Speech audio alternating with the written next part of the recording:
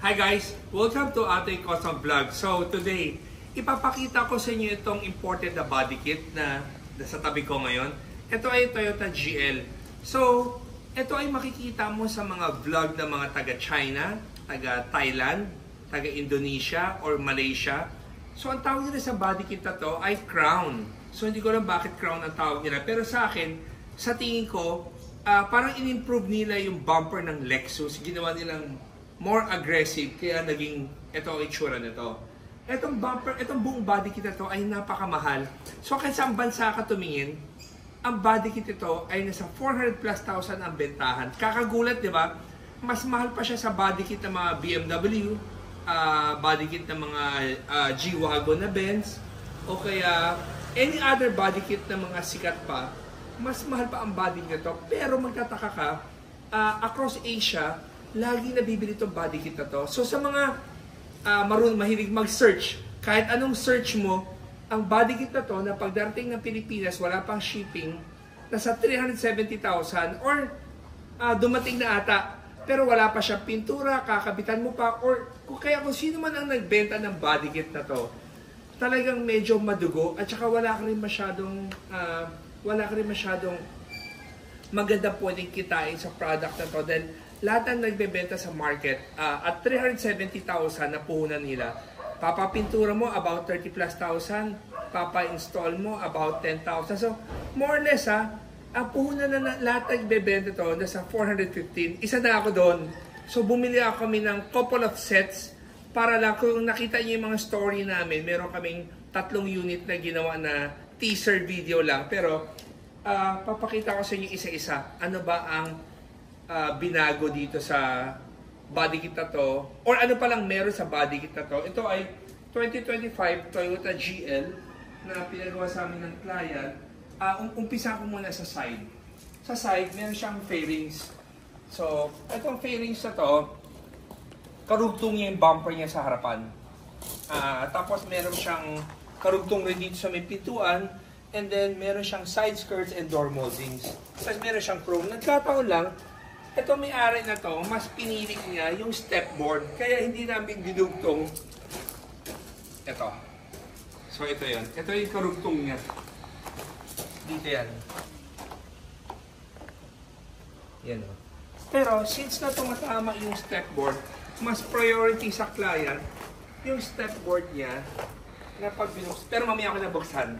So focus lang muna sa body kit. So yan yung sa likod niya. Tapos, sa harapan niya, papunta likod, meron ko rin fairings na nakadikit. So, kung hindi mo napansin to, hindi mo siya makahalata pero meron siya.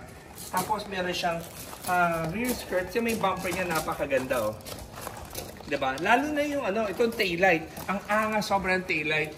So, sa likod, ang kasama niya ay itong spoiler na merong third brake light.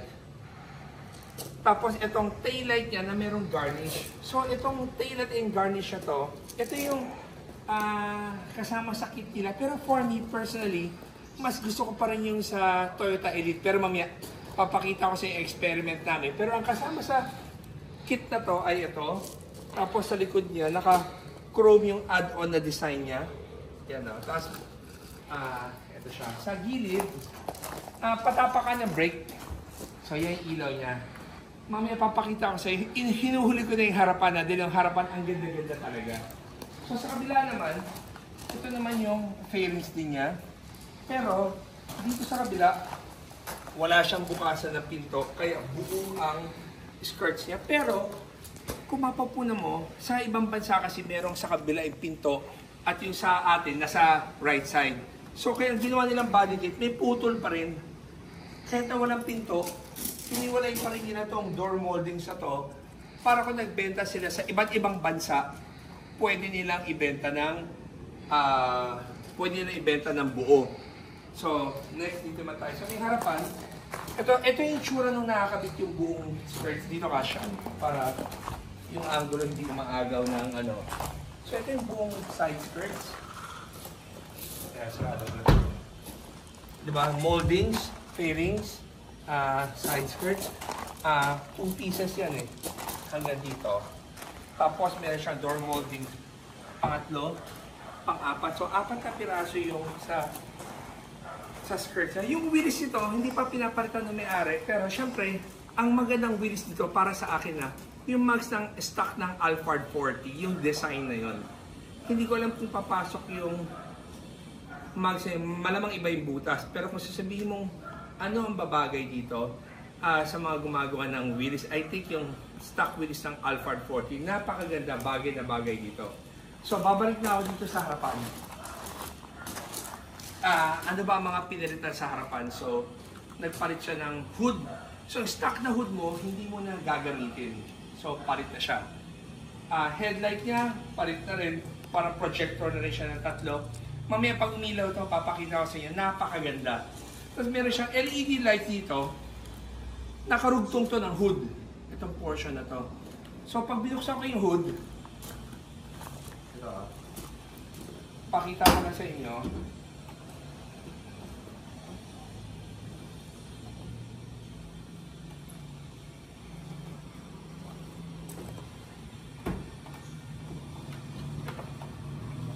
Hirap tukutin. Magkahiwalay, nahihiwalay ito, hindi ito kasama sa hood, pero pag dinikit mo na, one piece siya na nakadikit, tapos ito na yung bumper niya. So, tapos, pwera doon, dito tayo sa bumper. Itong bumper ang sobrang gandang-ganda ako sa itsura niya. Itong bumper na to ay, itong buong piece na to, separate pieces yan kung dinisassemble mo siya. Ito yung signal light na LED na ganda, tapos may chrome. At ito, mga portion na maliliit, may kanya-kanyang chrome. Yung chrome na yung accent niya ay napakaganda. Ngayon, papakita ko sa iyo, pag binuksan ng park light, ito ang itsura. Ganda, di ba? So ngayon, pagkabukas ng park light, headlight naman. Yan. Pag binuksan mo yung headlight, bright. Yan. Ngayon, ito na yung hazard. Pakita mo yung hazard. Yan. So, start mo na rin yung makina. So, yan. Diba? So, ang ganda-ganda ng itsura niya. So, nakaka-inlove talaga yung itsura niya. Pero, mamaya kukwento ko sa inyo, meron kami isang ginagawang version. Itong November Car Show sa Manila Auto Salon. Meron din kami isang GL Grandia na ginawa namin fusion. Fusion, bakit? Personally, yung trunk ng Elite, which is yan, mas type ko yung itsura ng likod niyan kesa dito. Pero syempre, ito ay kasama ng imported na kit. Wala ka naman dapat galawin. Syempre, ayaw mo na gumasos, mahal na eh. Pero personally sa akin, mas gusto ko yung likod ng Elite. Ngayon, papasok ko tayo sa likod. Itong likod ay Atoy Customs design. Umpisa ko sa harapan. So yung harapan niya ay kulay orange na. So naka 360 cam na screen. Tapos meron siyang freezer and ref, which is ito yun. Tinanggal namin yung stock at pinalitan namin ng ganyan para maging armrest na rin siya. Tapos yung upuan niya, tingnan yung ganda yung kulay ng upuan. So, dito tayo sa loob. So, babalik ako kanina nung sinabi ko na bakit walang side skirts na kinabit yung may-ari dahil dito. Dahil sa stepboard din. So, pagbukas mo, ito ang tinatawag na Atoy Customs. Okay, sa loob naman tayo. Tapos na tayo sa labas ha. Itong setup na to ay ginawa namin napaka-practical. Bakit? Kung ikaw ay gustong bumili ng Toyota GL, gusto mo na Super Grandia or Super Grandia Elite, kaso walang stock at pag bibili ka ay medyo may premium price, so huwag ka mag-alala, may panibagong option ka. Gumawa ang Atoy Customs ng isang layout na kinopya namin sa layout ng Toyota, I think Indonesia, they call it Grandia. Ang Grandia sa ibang bansa ay 4 captain seats lang ang nakalagay sa Grandia. Pero itong setup na ginawa namin, in-upgrade pa namin. So, yung mabilisang tanong, itong buong setup na to, magkano aabutin to? Siyempre, less than 1 million to. Pero siyempre, kung talagang interesado ka, tatawag ka sa office namin para malaman mo ano yung mga, kasi pwede ka magdagdag bawas. Kunyari, ayaw mo ng ceiling, ayaw mo ng sidings, ayaw mo ng cortina, meron kaming package na upuan lang, 2 captain seats lang, 4 captain seats, whether gusto mo ng vinyl or carpet, meron kami. At gusto mo ng may table, may tapakan na paa na ganito or wala, pareho meron. Ito ginawa namin to para kung sakali ikaw ay bumabiyahe at matangkad ka, gusto mong komportable ang footrest mo, tingin mo gano'n ka angat yung footrest ng Atoy Customs. Itong upuan na to ay project ng Atoy Customs and Uratex Foam. Napakagaling ng partner ko na Uratex Foam. Ang binigay ko lang sa kanila ay ang aking design. Pagkabigay ko ng design ko, sila ay OEM supplier. Tas yung company nila ay ISO company. So, mas maganda ka partner may mga ISO company dahil pati ikaw na-uplift ka kumpara sa mga ginagawa ko before. Like ISOFIX na upuan. So, para sa mga bata na may mga seatbelt, yan yung mga improvement na binigay sa akin ng Uratex Foam, kaya lalong gumanda ang produkto ng Atoy Customs. Like itong Atoy headrest na pinagayabang namin, ito ay local design ng Atoy Customs, pero in-improve ni Uratex Foam kung anong klaseng foam ang gagamitin para siya ay maging lapat na lapat sa ulo ng isang tao. So, ngayon papakita ko sa inyo. Yan. So, kung ikaw ay bumabiyahe, gusto mong relax na relax, or paano man higa ang gusto mong gawin, ikaw ang bahala. So, ito yung armrest namin. Yan. So, kung gusto mo pang ihiga,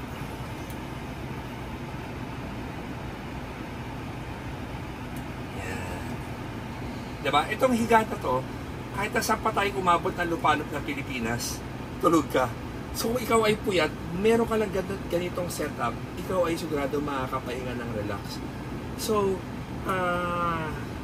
dahil sa project namin ng Uratex Foam, ang Atoy products na upuan ay nagmukha na siyang legit na OEM dahil lahat ng improvement na pwede kong i-perfect, natulungan ako ng Uratex para maging maayos lahat.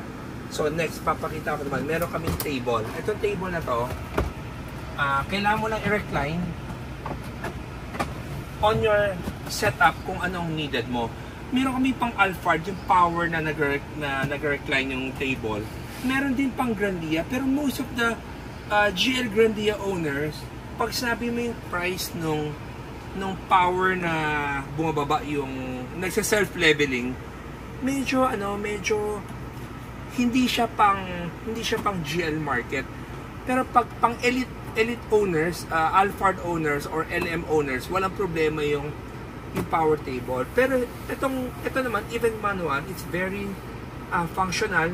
Meron kang cup holder, tapos meron kang charger ng cellphone mo na wireless. So hindi mo na kailangan, yung phone ko lang kasi nandoon pero wireless siya. Mamaya papakita ko rin sa inyo. So pag pack up mo na siya, kailangan mo siyang i-adjust ulit yung sa driver.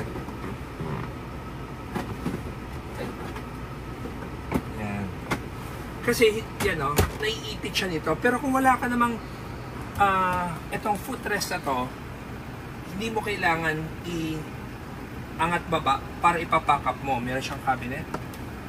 Cabinet o drawer, hindi ko alam ang tawag yun. I think cabinet. Tapos meron siyang cup holders ulit at saka lagayan ng gamit. So next, papasok naman tayo sa sidings natin. We have our laminated fiberglass wood. So maraming gumagawa ng sidings, pero kung medyo maselan ka sa sakit sa mata, kasi pag kahoy ang ginamit mo na wood sidings, ang disadvantage niya, pag nakabili ka sa supplier mo ng kahoy na hindi okay, which is dati, yun ang problema namin, ang sakit sa mata, kahit na after 1 year na, masakit pa rin sa mata. Like, meron kami ginawa na celebrity na kinocomplain sa amin, wala kang magawa dahil pag binakas mo ulit lahat, talagang uulitin mo lahat because of the supplier, wrong supplier lang ng kahoy. So isa yun sa mga disadvantage. Pangalawa, disadvantage ng kahoy, nabubulok. We use fiberglass, it's a molded fiberglass, so it's at a cost of design, meron siyang LED accent, kaya namin ginawa fiberglass, hindi siya nabubulok, magaang at walang amoy. So tapos nilagyan namin ng curtain na adjustable. So yung curtain namin, yung kabila niya ay blackout. So pag nasa labas ka, hindi ka talaga maisilip at saka kulay itim. Lahat ng ginagawa ng ating customs ay pinag-iisipan namin. So bago kami umabot sa level na ganito, talagang ang dami rin naming naging issues, ang daming improvements. So bago namin na perfect, talagang may mga pinagdaanan din kaming challenges. Like itong ceiling namin, ang ganda-ganda, ang linis-linis tingnan. So inspired by marami nag-request sa amin. Oy, gusto namin yung nakikita namin sa online, yung mga ilaw na ganyan para maging VIP. I think ito yung mga ilaw na marami pa kaming choices, pero isa to sa mga pinakamabenta namin. Pagdating naman sa upuan, we have our local, we also have our imported. So yung imported namin na kulay ngayon, upuan ngayon, pwede yung bisitahin sa office namin para makita nyo. Kasi pwede sa touchscreen, meron na siyang voice command, or meron din kami manual na tia-touch mo lang, like the Alphard 40 seats, na exactly the same. Pero sa mga Toyota GL owners, sobrang gustong-gusto nila tong gawa ng Atoy Customs and Eurotex foam because yung design niya is inspired by Toyota Elite. So even the stitches, the look, but I would say na ang product ng Atoy Customs kumpara mo sa original Toyota Elite, headrest, upuan, at saka yung sandalan, you'll see the difference. So sa mga, we encourage people naman na bago bumili ng upuan, even hindi sa amin, mag-shop around muna kayo, mag-window shopping kayo. For example, if you go to our office, not necessary naman dapat bumili na kayo sa amin eh. Gusto rin namin maupuan nyo yung upuan namin para ma-feel nyo rin talaga kung totoo bang okay. Dahil like ko siya sabi sa vlog natin na kahit anong ganda ng setup ng van mo, pero ang upuan mo ay hindi ka komportable, para ka lang nagsayang ng pera mo sa customization dahil ang habol mo lang ma-post mo na maganda. Hindi dapat. Ang isang customized van, para maging functional or effective, dapat ang una mong babantayan dyan ay komportable ka ba sa upuang inuupuan mo. Sometimes pag may upuan na ito, nakita mo salo talaga yung batok natin. May mga upuan na hindi batok mo, hindi masasalo nakalutang yung batok mo. We give that details. That details talaga mini-make sure namin na dapat perfect siya para kahit sino bumili ng upuan namin ay magiging masaya sa produkto namin. So next we go to the back. Guys, nakita nyo gaano kaluwag? Yan.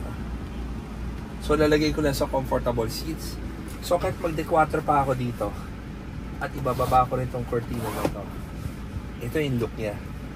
So, guys, I think nasabi ko na yung mga magaganda sa nagawa natin. Tapos, lahat ng ginagawa namin, tingnan nyo, meron kami ito ang original to, may mga screw yan na naka sa original. So, we make our own cover, na ganyan, no, para maging malinis siya tingnan. Hindi siya yung parang, ang ganda-ganda na setup mo, bigla may tornilyo ka nakalabas, even doon sa other side.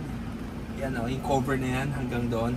Talaga mini-make sure namin na everything is okay. So guys, kung sakaling meron kang Toyota GL at medyo nagustuhan nyo itong video na to, huwag kayo mahihiyang tumawag sa office namin at 3411-5858 dahil yung mga sales team namin handang sagutin kayo.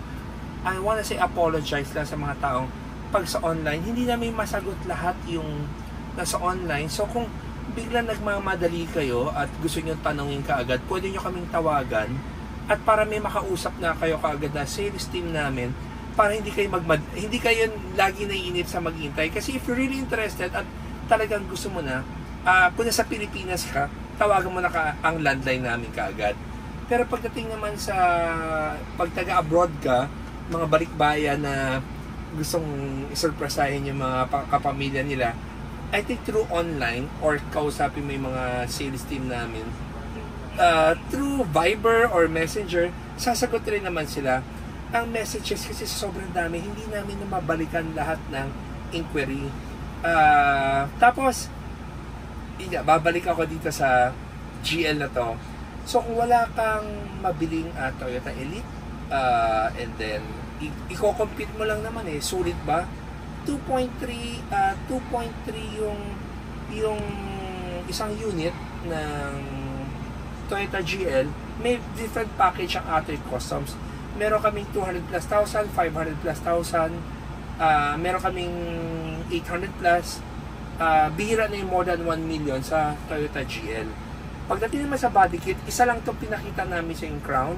Pura sa Crown, meron kaming Toyota GL na, okay, may Toyota Tour kayo, gusto nyo i-facelift to Toyota Elite, marami rin kami yan. Pati yung hanggang trunk pinapalitan, meron kami yan. Yung pinakita ko sa inyo kanina, ganyan na ganyan na yung mga ibang ginagawa naming Toyota GL.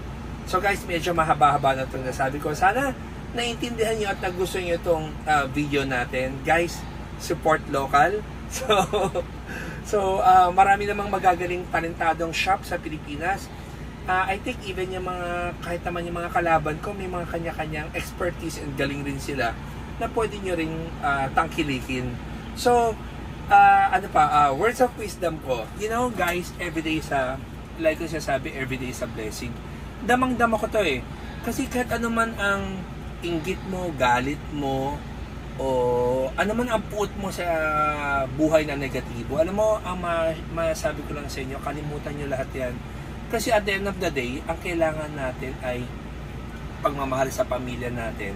At saka syempre, hindi talaga ako nahihiyang sabihin sa inyo, ang relasyon natin kay Jesucristo ay napaka-importante. Sa buhay ko ngayon, sa stage ko ngayon, hindi bali ng lahat ng material na bagay ko ay baga parang hindi siya nagmamatter na sa akin ngayon na ganong kabigat kumpara sa relasyon ko sa Diyos. You may believe me or not, doesn't really matter. Pero I wanna share you guys, lahat ng tao, pagdating natin sa dulo, ang ma-realize mo na importante ay ang relasyon mo sa Diyos. So guys, encourage positive vibes, at saka laging tatandaan. Like ko sinasabi ko na totoong-totoo. Jesus loves you, and God bless.